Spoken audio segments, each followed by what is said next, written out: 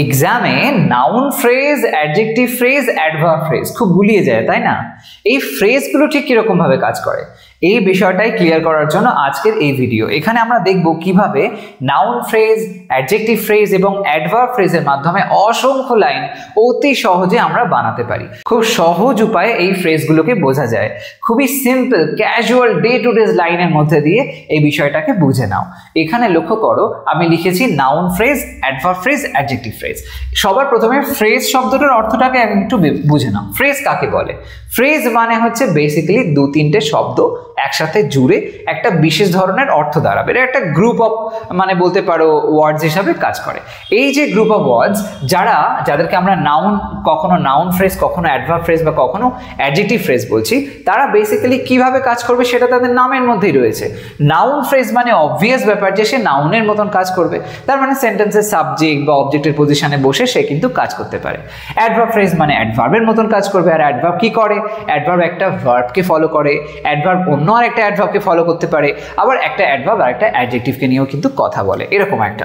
আর adjective phrase মানে যেটা অ্যাডজেক্টিভের মতন কাজ করবে, অর্থাৎ অ্যাডজেক্টিভ কি করে? অ্যাডজেক্টিভ একটা নাউনকে ফোকাস করে তার কথা বলে। তো সেই সেন্সে অ্যাডজেক্টিভ ফ্রেজ মানে সেটা কিন্তু নাউন বা শুধু নাউন নয়, নাউন বা প্রোনাউনকেও ফোকাস করে। তো সেরকম নাউন বা প্রোনাউনকে পয়েন্ট করে কিছু একটা ইনফরমেশন দেবে সেই সেন্স থেকে। তো এরকম অর্থ অনুযায়ী আমরা এদের ব্যবহার দেখবো। চলো লক্ষ্য করা যাক কিভাবে আমরা এদের ব্যবহার করতে পারি দৈনন্দিন জীবনের লাইনে। প্রথমে আমরা দেখব নাউন ফ্রেজ, অর্থাৎ এখানে গ্রুপ অফ ওয়ার্ডস নাউনের মতন কাজ করবে। লক্ষ্য করো, লম্বা ছেলেটা আমার বন্ধু। লম্বা ছেলেটা আমার বন্ধু। কে আমার বন্ধু? লম্বা ছেলেটা। লম্বা ছেলেটা কি? আমার বন্ধু। এরকম সেন্সে যে লাইনটা আমরা দেখতে পাচ্ছি এর মধ্যে আমরা কিন্তু দুটো নাউন ফ্রেজ দেখতে পাবো। কিরকম ভাবে ট্রান্সলেট করি তারপরে লক্ষ্য করো। লম্বা ছেলেটা দ্য টল বয়। টল বয় কি? Is my friend. Is my friend. তাহলে দুটো কিন্তু এখানে আমরা ফ্রেজ পাচ্ছি। একটা অংশে দেখা যাচ্ছে দ্য টল বয় একটা ইউনিট হিসাবে কাজ করছে, টোটালটাই একসাথে অনেকগুলো ওয়ার্ডস জয়েন হয়ে একটা বিশেষ ব্যক্তিকে বোঝাচ্ছে দ্য টল বয়। আর অন্যদিকে আরেকটা আছে মাই ফ্রেন্ড, দুটো শব্দ একসাথে কম্বাইন হয়ে গেছে। তো এরকম ভাবে আমরা দুটো নাউন ফ্রেজকে ব্যবহার হতে দেখতে পাচ্ছি। প্রথম অংশে দেখতে পাচ্ছি দা আছে একটা আর্টিকেল, তারপরে একটা আছে অ্যাডজেক্টিভ, তারপরে একটা আছে নাউন। তিনটে একসাথে কম্বাইন হয়ে দ্য টল বয় একটা নাউন ফ্রেজ হলো। আবার অন্যদিকে মাই ফ্রেন্ড, এখানে দেখতে পাচ্ছি মাই শব্দটা যেটা কিনা হলো একটা পজেসিভ অ্যাডজেক্টিভ, তারপরে আছে একটা নাউন। এই দুটো কম্বাইন হয়ে আরেকটা নাউন হিসেবে কাজ করছে। এরকম সেন্সে নাউন ফ্রেজ আমরা দেখতে পাচ্ছি। পরে দেখো, এক গ্লাস ঠান্ডা জল আমাকে সতেজ করলো। আমাকে কি সতেজ করলো? ঠান্ডা জল। কিন্তু কেমন ঠান্ডা জল? না, এক গ্লাস ঠান্ডা জল।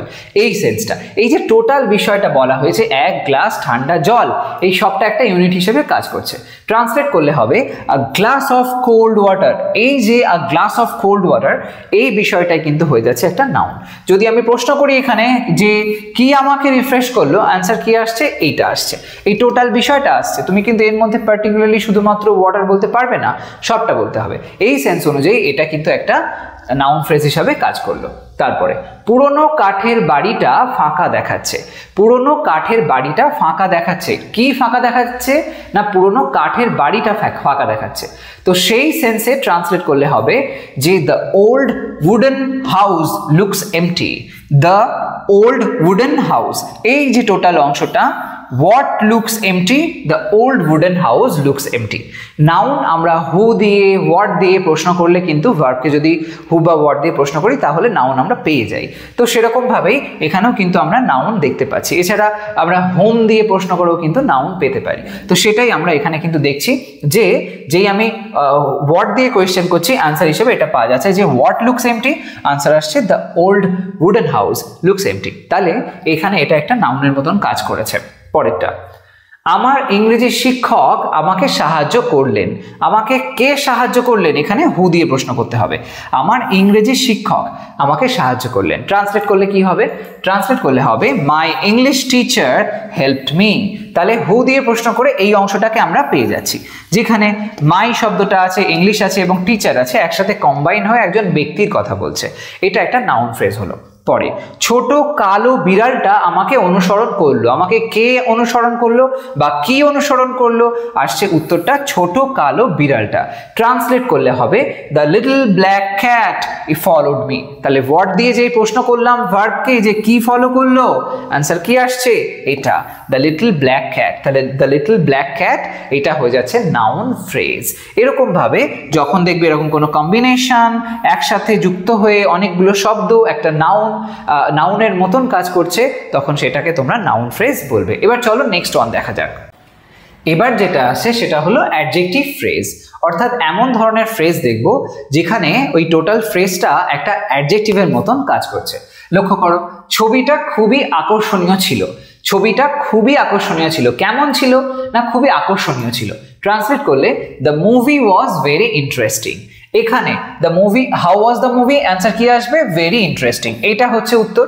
তাহলে এই যে বিষয়টা ভেরি ইন্টারেস্টিং, এটা কাকে নিয়ে বলছে, এই পার্টটা কোন বিষয়টাকে ফোকাস করছে, ভেরি ইন্টারেস্টিং, কিন্তু ওয়াজকে নিয়ে বলছে না, সে বলছে নাউনকে নিয়ে, মুভিকে নিয়ে, অর্থাৎ এই মুভির একটা বৈশিষ্ট্য বোঝাচ্ছে, অর্থাৎ একটা অ্যাডজেক্টিভের মতন কাজ করছে। তো সেই সেন্সে এটাকে আমরা অ্যাডজেক্টিভ ফ্রেজ বলতে পারি। পরেরটা দেখো, ঘরটার ভিতরে খুব ঠান্ডা। কোথায় খুব ঠান্ডা না ঘরটার ভিতরে। তো সেই সেন্সে যদি ট্রান্সলেট করি লাইনটা আমরা এরকম ভাবে বলতে পারি the room is very cold inside. The room is very cold inside. এখানে ভেরি কোল্ড ইনসাইড এটা কাকে নিয়ে কথা বলছে, এই রুমকে নিয়ে কথা বলছে, রুমের উপরে ফোকাস করছে বলে এটা কিন্তু অ্যাডজেক্টিভের মতন কাজ করলো, যেহেতু নাউনকে নিয়ে বলছে। তারপর তার গল্পটা অনেক বেশি লম্বা। গল্পটা কেমন, গল্পটা অনেক বেশি লম্বা। এই সেন্সে ট্রান্সলেট করলে লাইনটা হবে his story is much too long. His story is much too long. এই যে মাচ টু লং কিসের উপরে নিয়ে, মানে কাকে নিয়ে কথা বলছে, স্টোরিকে নিয়ে বলছে, তার গল্পকে নিয়ে বলছে যে গল্পটা বেশ লম্বা। তাহলে সেই সেন্সে এটাও কিন্তু অ্যাডজেক্টিভ ফ্রেজ হয়েছে। তাহলে মোট কথা হচ্ছে যখন দেখবে অ্যাডজেক্টিভ ফ্রেজ করছো, যেটাকে তুমি অ্যাডজেক্টিভ ফ্রেজ বলছো, সেটা যেন অবশ্যই নাউন বা প্রোনাউনকে ফোকাস করে হয়, তাকে নিয়ে কোনো বৈশিষ্ট্য হিসেবে কিছু এক্সপ্লেন করে, সেই সেন্সেই কিন্তু ওটা অ্যাডজেক্টিভ ফ্রেজ হবে। আদারওয়াইজ যদি দেখো এমন হচ্ছে না, তাহলে সেটা অ্যাডজেক্টিভ ফ্রেজ করবে না। তারপরে দেখো, রাস্তা জলে ভরে গেল। রাস্তার অবস্থা কেমন এখন না, রাস্তার অবস্থা হচ্ছে এরকম যে সেটা জলে ভরে গেল। এই সেন্সে ট্রান্সলেট করলে হবে the road became full of water. রোডটা কেমন হয়ে গেল না ফুল অফ ওয়াটার হয়ে গেল। এই যে ফুল অফ ওয়াটার এটা কাকে নিয়ে বলছে, এটা কি বিকেমকে নিয়ে বলছে না, এই ফুল অফ ওয়াটার হচ্ছে রোডের একটা বৈশিষ্ট্য। সেই সেন্সে ফুল অফ ওয়াটার এখানে একটা অ্যাডজেক্টিভ ফ্রেজ হয়েছে, অ্যাডজেক্টিভের মতন কাজ করছে। তার গলার স্বর বেশ মধুর শোনালো। কি বেশ মধুর শোনালো না তার গলার স্বরটা, এই যে বেশ মধুর শোনালো এই সেন্সটা, এটাই হবে অ্যাডজেক্টিভ ফ্রেজ। তো his voice sounded quite sweet. His voice sounded quite sweet. তাহলে এই যে কোয়াইট সুইট কথাটা ব্যবহার করা হয়েছে, এটা এখানে তার ভয়েসকে নিয়ে বলছে, সাউন্ডেড এটাকে নিয়ে বলছে না, ভয়েসটাকে নিয়ে বলা হচ্ছে। এই সেন্সে এটা নাউনের একটা বৈশিষ্ট্য বলছে, তাই জন্য অ্যাডজেক্টিভ ফ্রেজ হয়ে গেল। এরকমভাবে যখন দেখবে গ্রুপ অফ ওয়ার্ডস কোনো নাউন বা প্রোনাউনের বৈশিষ্ট্য পয়েন্ট করে, তখন সেটা আমরা অ্যাডজেক্টিভ ফ্রেজ করি। নেক্সট ওয়ান দেখো, এবার যেটা আছে সেটা হলো অ্যাডভার্ব ফ্রেজ। অ্যাডভার্ব ফ্রেজের ক্ষেত্রে আমরা হাউ দিয়ে, ওয়্যার দিয়ে ইত্যাদি দিয়ে প্রশ্ন করলে আমরা কিন্তু অ্যাডভার্ব ফ্রেজটাকে পেতে পারি।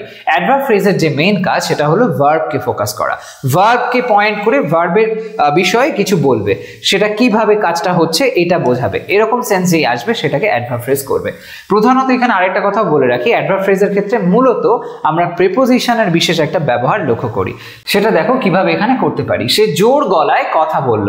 সে জোর গলায় কথা বলল। ট্রান্সলেট করলে কি হবে, he spoke in a loud voice. He spoke in a loud voice.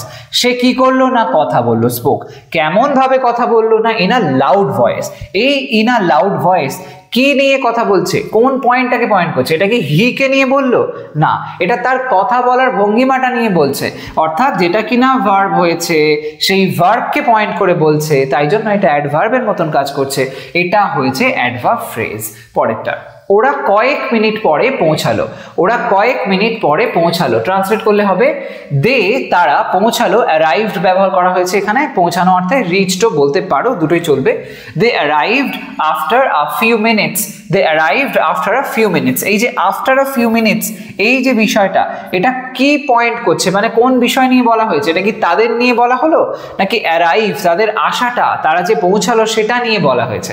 তারা যে পৌঁছালো সেটা নিয়ে বলা হচ্ছে, তাহলে arrive এখানে verb কে পয়েন্ট করে বলা হচ্ছে, আর verb কে যেই পয়েন্ট করছে হয়ে যাচ্ছে adverb phrase. নেক্সট ওয়ানটা, সে খুব যত্ন করে কাজ করে। সে কেমন ভাবে কাজ করে? না খুব যত্ন করে কাজ করে, অর্থাৎ তার কাজ করার পদ্ধতিটা কিরকম ধরনের সেটাকে ফোকাস করছে।